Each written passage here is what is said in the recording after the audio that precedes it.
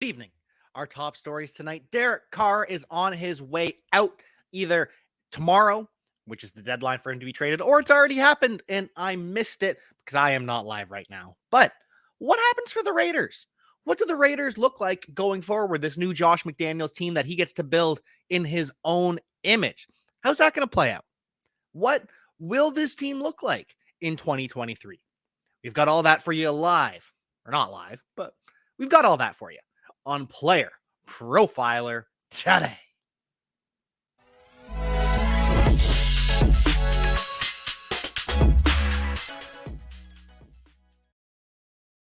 Brings us right into the Raiders cap situation, which at first glance, $18.8 million in cap. That is ninth in the NFL and it's fifth in the AFC. So the Raiders are doing pretty good, but not wowing anyone, not blowing anyone away. I mean, top 10 in cap in the NFL is good, but $18.8 million, eh. However, if and when, more when, the if is if he's already been moved already, Derek Carr is cut or traded, the Raiders will free up over $30 million in cap space. And that will bring them all the way up to $48 million plus for the Las Vegas Raiders in 2023 for their cap space. And there's more that they can do if they need to, but getting up to $48 million, that would put them third in cap space. First in the AFC and only behind the Atlanta Falcons and the Chicago Bears, who no one is catching. But they've got other options too. Not so much for cuts. They can cut their starting center, Andre James. That'll free up $5 million, but that's a starter on an offensive line that needs two starters at minimum. And they can cut Waller, and that'll free up $3 million, $8 million in dead money, $1 million to cut Renfrow with 11 in dead money. So those aren't happening. Renfrow, Waller, they're going to be back in 2023. It's just Carr. It's Derek Carr who's going to be on his way out. Potentially Josh Jacobs, but they're going to have the money to sign Josh Jacobs. They're going to have the money to franchise tag him if they don't want the long commitment.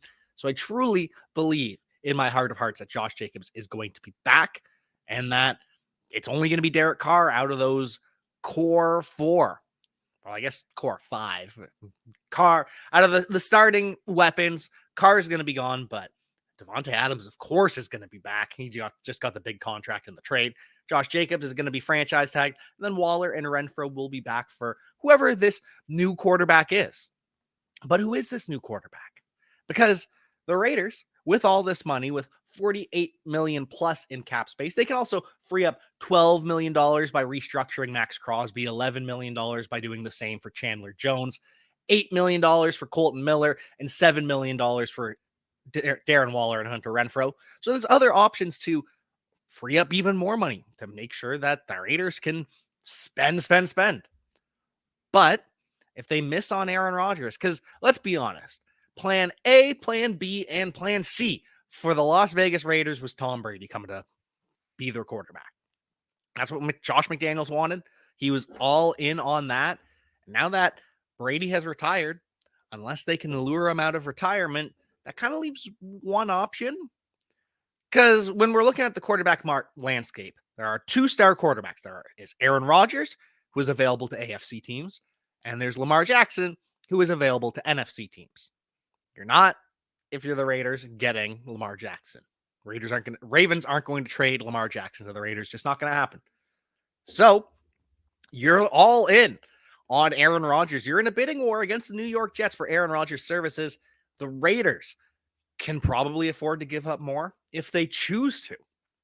But the other direction that the Raiders could go in, if they choose not to get Aaron Rodgers, or if they miss on Aaron Rodgers and he signs elsewhere, they've still got the chance in the draft to trade up, to stay put and land their QB of the future, because the Raiders have the 7th overall pick right now. So they're in good position to make a move up or let a quarterback fall to them. They could trade up to the 1st overall pick with the Chicago Bears to get whatever quarterback they want. The Texans at 2, we're pretty certain they're going to take a QB. The Cardinals, the Raiders could trade up with the Cardinals at 3. Colts at 4, we're pretty sure are taking a quarterback. But then at 5, we've got the Seahawks. The Seahawks would probably be willing to trade back, as they always are. Raiders leapfrog the Lions, who could consider a quarterback, but as we talked about yesterday, probably won't.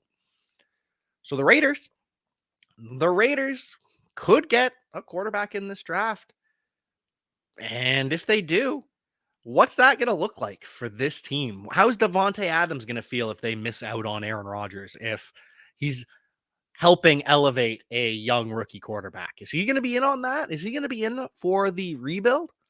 Because Davante Adams made it publicly known that, okay, it's fine if you're moving on from Derek Carr, but I want to be in on the next quarterback choice. I want to be in on that conversation.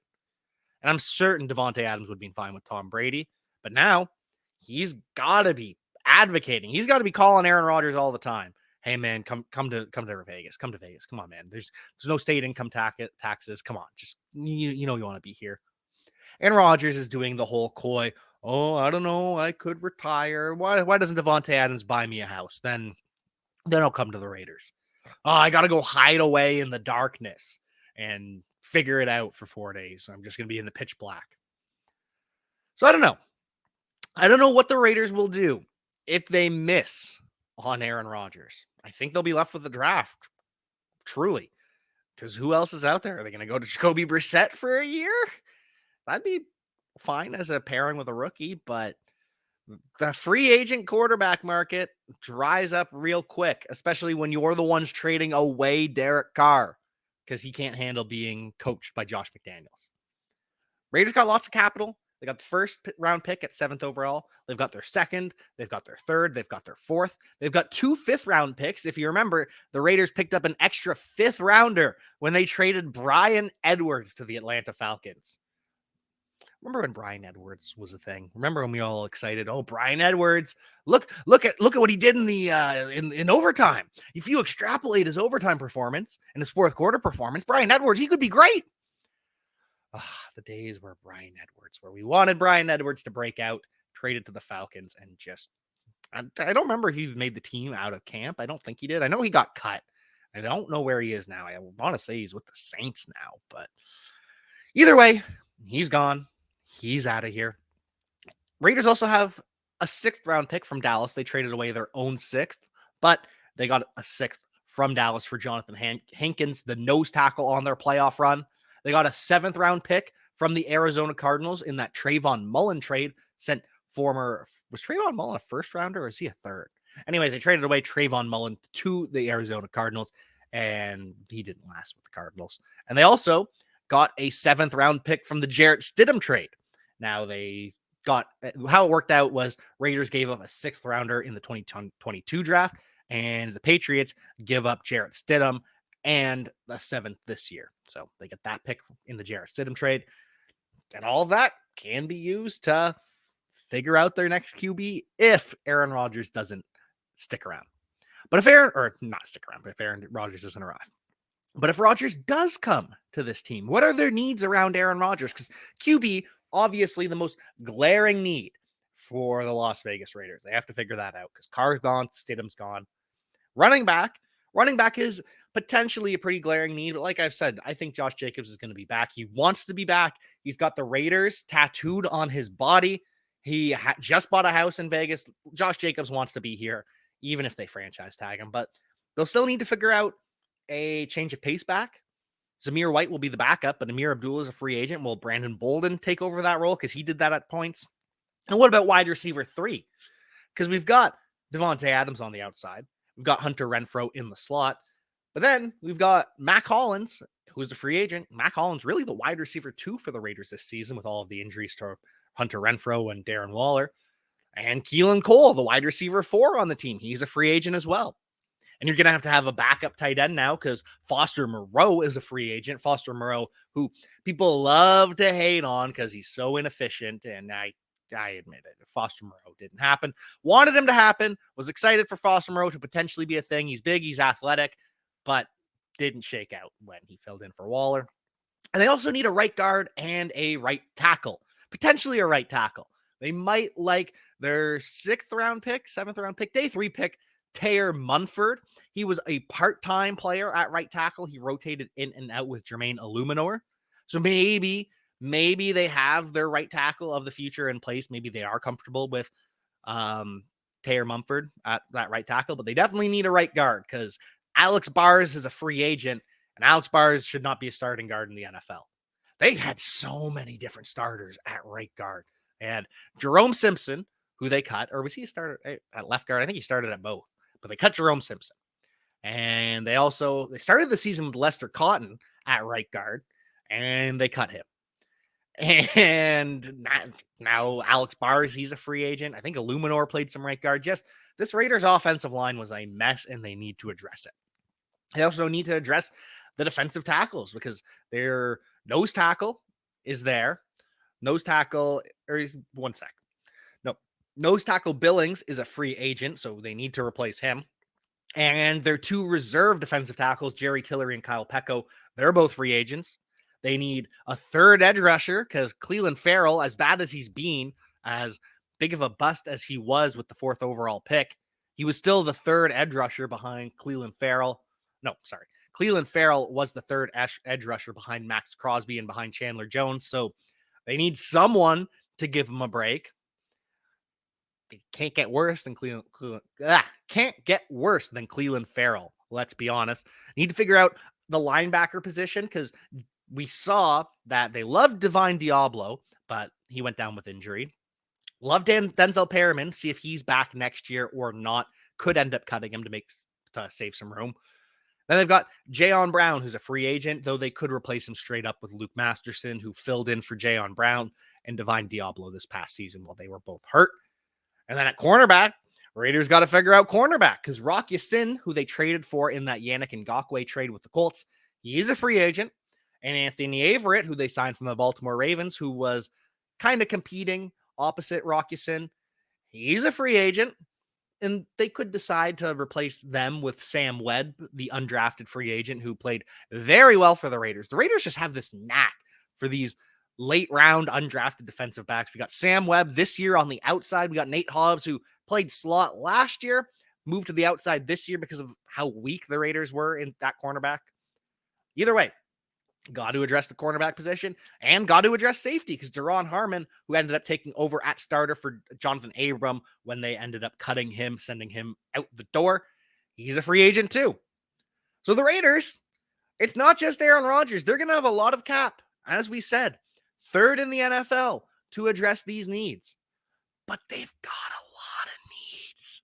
They've got so many needs on this Raiders offense, and I'm going to show you. It's not just the offense, it's the defense. The core is strong, but we get on these teams all the time. People like to make fun of the Rams for being all in on the studs and duds. Well, this is what the Raiders are starting to look like. Quarterback, let's fill that in with Aaron Rodgers. If we don't fill Aaron Rodgers in at quarterback, this is a bad team. So fill Aaron Rodgers in at quarterback. You bring back Josh Jacobs. Mac Hollins, do you bring back Mac Hollins? Do you upgrade? I don't know, but that's not the one I'm particularly concerned about. Wide receiver 3 for the Raiders. Less of a need than right guard. That is a massive hole right there with Alex Bars, a free agent, and wasn't good to begin with. Right tackle, kind of a hole. I think you should probably have a solid swing tackle behind Taylor Munford or just upgrade and make Taylor Munford your swing tackle. Your center, Andre James, he didn't have the best season. Andre James hasn't done particularly well since he got his contract. Dylan Parham, the left guard, could replace him, but then who's left guard now? So the Raiders are a mess. And I know we all like to paper over it with the fact that they could get Aaron Rodgers, but it's not as strong as it seems. And especially when you look at the defense, this was the knock against Tom Brady potentially coming to the Raiders, is he needs a championship defense. Look at this defense. They're set at edge rusher. Max Crosby, dominant. Chandler Jones, he's up and down, but when he is up, he is one of the best edge rushers in the NFL. But at nose tackle, you got a free agent in Andrew Billings, and nose tackle is not the hardest position to replace. But you got your depth, which Adam Butler signed from the Miami Dolphins, took this past year off with injury. But Adam Butler, he at one point was an ascending young defensive lineman, so maybe they're set with him, but they still need depth there. They need linebacker help. Oh, I forgot that Denzel Perriman was a free agent. So they've got Divine Diablo, who will step in as a starter, former safety. And then do they trust Luke Masterson to step in as LB2, because that's what we're looking at here. And linebacker, nose tackle are not the worst needs to have, but when you combine them with missing a starting safety, missing a cornerback too, potentially, maybe you believe in Sam Webb, but then you need a CB4, and your slot CB, Amik Robertson, is not particularly strong. The Raiders. I love the Raiders. Football is better when the Raiders are good. Aaron Rodgers would be the perfect Raider, because the reason that football is good when the Raiders are good is everyone loves a villain. The Raiders, the black and silver, they're easy to root against. Just all of their history and all of the craziness that has happened over the years with the Las Vegas Raiders, with from the saltiness after the Tuck rule to all of the Stickum scandals where Fred Blintnikoff just covered his body in Stickum, just the holy roller, just all these different things throughout history. The Raiders, you love them or you hate them, much like the Dallas Cowboys, but they're a fun team to be good. It's like the Jaguars. The Jaguars are good now, and it's fun. The fans get into it. The atmosphere is insane, and it just radiates. So if the Raiders can get back to being good and the black hole can reestablish themselves, it will be a blast. Aaron Rodgers as the supervillain quarterback of the Las Vegas Raiders is one of the most exciting things that could happen this offseason. But the Raiders, when it all comes down to it, they've got a long way to go in order to just win, baby.